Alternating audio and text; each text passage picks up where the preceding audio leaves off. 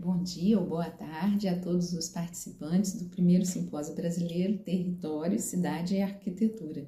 Eu sou professora Luciana Neymer, trabalho na Universidade Federal Fluminense, estou vinculada ao Departamento de Arquitetura da Escola de Arquitetura e Urbanismo e ao programa de pós-graduação em Arquitetura e Urbanismo. Eu, juntamente com Felipe Gustavo Silva, mestre por esse programa, escrevemos o artigo intitulado O Patrimônio Moderno como Elemento Revitalizador do Centro Histórico de Vitória. Venho pesquisando habitação social, desde 1996, quando iniciei o meu doutorado na COP, UFRJ.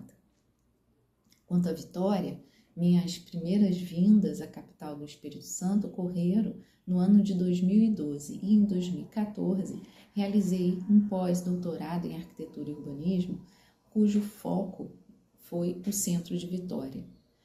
Estudei habitação em regiões portuárias e dessa forma Vitória se mostrou um objeto interessantíssimo de pesquisa. Com relação à habitação, estudo desde vilas operárias, vilas higiênicas, final do século XIX, passo pelos modernos, os conjuntos do IAPIs e fundação da Casa Popular e chego sempre aos dias atuais, no nosso estudo de caso, em especial o programa Minha Casa Minha Vida, cujo fomentou o projeto da Prefeitura de Vitória, Secretaria de Habitação, com relação a esse edifício que está abandonado há 13 anos no centro de Vitória. Bom, nosso trabalho começa falando das políticas, né? Por falar em abandono, o centro de Vitória nos anos 80 do século passado começou a se tornar foco de uma maior atenção do poder público em função do esvaziamento que estava ocorrendo. As atividades administrativas migraram para a Enseada do Suá. A população que habitava o centro, de forma dividida por classes, foi em direção ao bairro Jardim da Penha ou à Praia do Canto. Dessa forma, com o esvaziamento de atividades públicas, populacionais também, de moradia, o comércio sofreu bastante, uma queda grande. As principais lojas que ficavam na Avenida Jerônimo Monteiro, Duque de Caxias, acabaram indo também para o Shopping Vitória, que inaugura no final da década passada. Mas o nosso artigo foca também na arquitetura e no urbanismo moderno em Vitória, e em especial na produção do arquiteto Jaime Figueira. Nós temos um projeto bem simbólico, que é o edifício Antenor Guimarães, cujo nome, Antenor Guimarães, confere com quem financiou a construção desse primeiro prédio em Vitória, de frente à Praça Costa Pereira, que é o primeiro edifício com elevador no município, com altura de 7 pavimentos. Falando um pouquinho mais do arquiteto Jaime Figueira, então ele nasceu em 1870 na cidade do Rio de Janeiro e ele teve grande importância, né, para a capital capixaba. Então ele era um autodidata e desenvolveu as suas habilidades de desenho, né, de forma individualizada e levou a seguir a profissão de engenheiro projetista, então, que naquela época correspondia à função de arquiteto. No século XX, então, Jaime foi selecionado, né, juntamente com o engenheiro Júlio Lima, para projetar os pavilhões brasileiros na Exposição Internacional de 1911, lá em Turim, na Itália.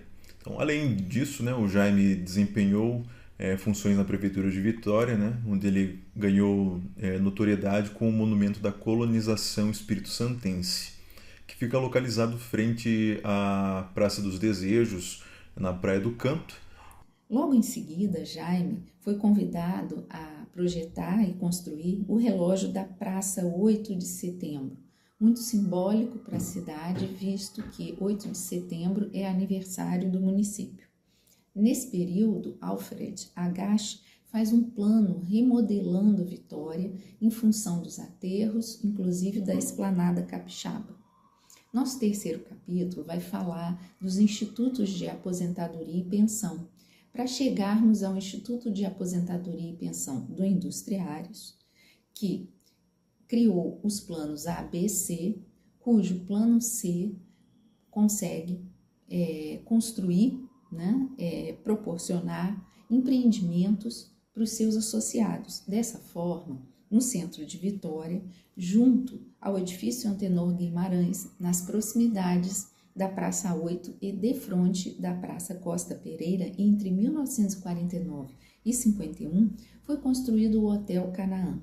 Esse edifício funcionou cerca de uma década como hotel e servia aos artistas que se apresentavam nos teatros Carlos Gomes, no Sesc Vitória, em outros espaços públicos culturais do centro, e também as pessoas que visitavam o município e tinham na área central como fonte de hospedagem, né?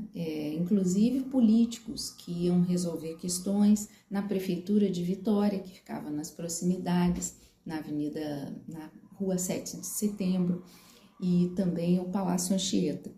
O edifício Presidente Vargas possui fortes traços da arquitetura moderna da época, né? E a sua localização privilegiada encontra-se logo ao lado do Teatro Carlos Gomes, que é um ponto de turismo dentro da rota elaborada pela prefeitura como reavivamento do turismo da cidade. O projeto ele é caracterizado pela funcionalidade, né, condizentes com o período moderno. No primeiro e no segundo pavimento existe o revestimento de granito grafite, enquanto os pavimentos superiores possuem apenas a massa com pintura. No terceiro pavimento existe uma estrutura saliente sobre a calçada na rua Carlos Gomes, formando uma galeria, né, composta com pilares, né, em formatos retangulares, e ao analisar, né, é possível, né, afirmar, né, que o arquiteto Jaime Figueira produziu, né, com base nos clássicos da arquitetura moderna, né, a fachada principal, que está voltada ao Teatro Carlos Gomes, possui uma modulação de 9 janelas, né, com a mesma largura, e 2 de tamanhos menores nas extremidades.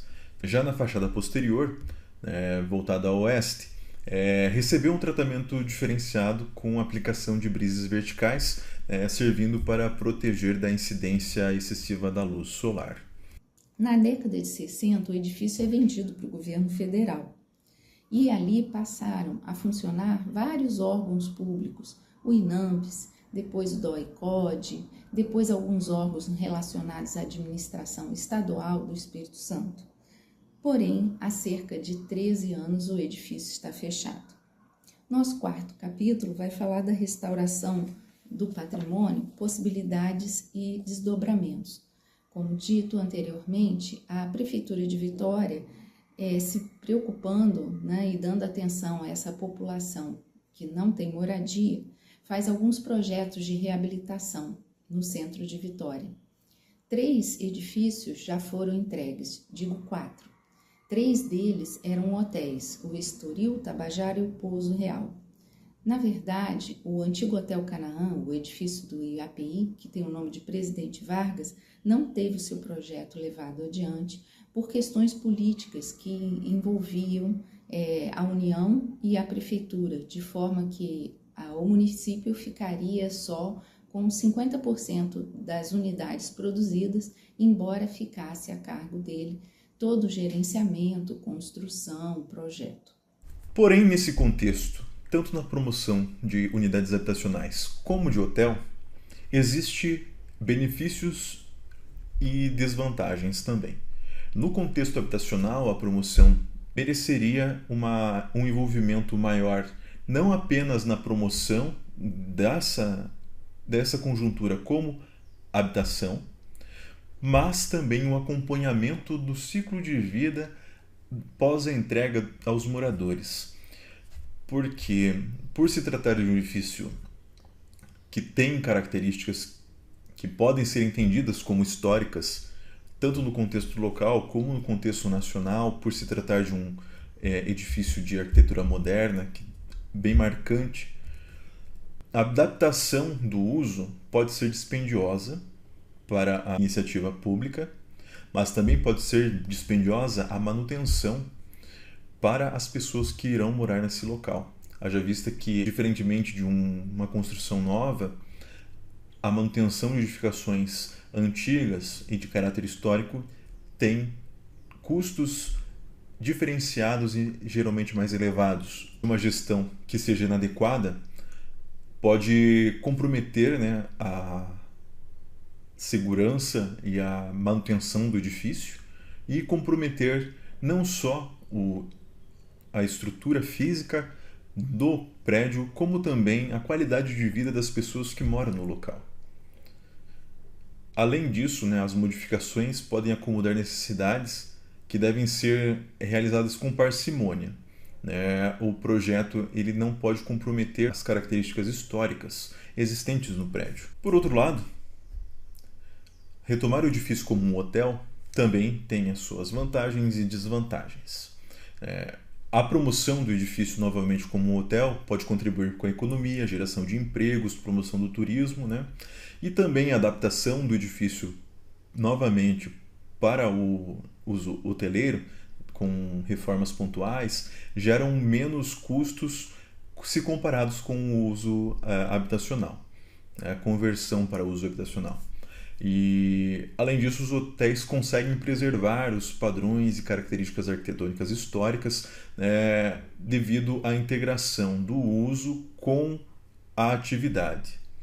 No entanto, as características do contexto hoteleiro pode gerar uma gentrificação, pode afastar pessoas de baixa renda que moram nessa região devido à elevação de custos de aluguéis, e o processo de gentrificação faz com que as atividades na localidade se tornem mais dispendiosas para essa classe social. Além disso, o uso hoteleiro ele não promove uma sensação de comunidade, de vitalidade no local.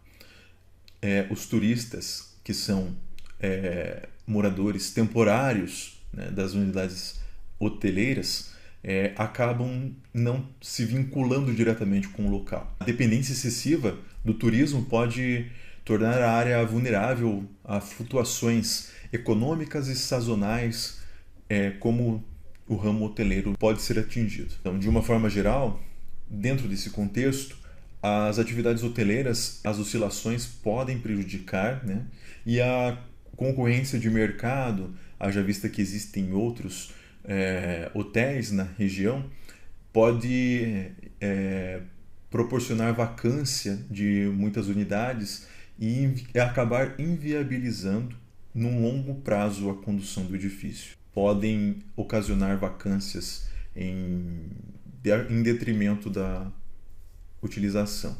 Bem, entende-se que o edifício tem uma possibilidade, tem questões que podem ser elaboradas para a promoção habitacional.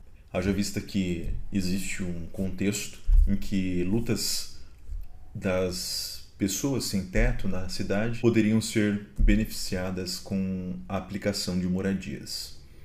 Então, nesse caso, a revitalização do edifício Presidente Vargas para uso habitacional tem um potencial maior para a aplicação e revitalização do centro de Vitória do que a aplicação com uso hoteleiro. Mas, de uma forma geral, existe um ponto em comum que também é defendido por diversas vertentes de autores, que o uso pode promover, sim, a melhor condução e a preservação dos patrimônios. Um edifício utilizado para habitação ou utilizado como meio hoteleiro tem o potencial para a propulsão de um local de atividades urbanas ativas, e, além disso, pode reafirmar o poder atrativo do centro de Vitória.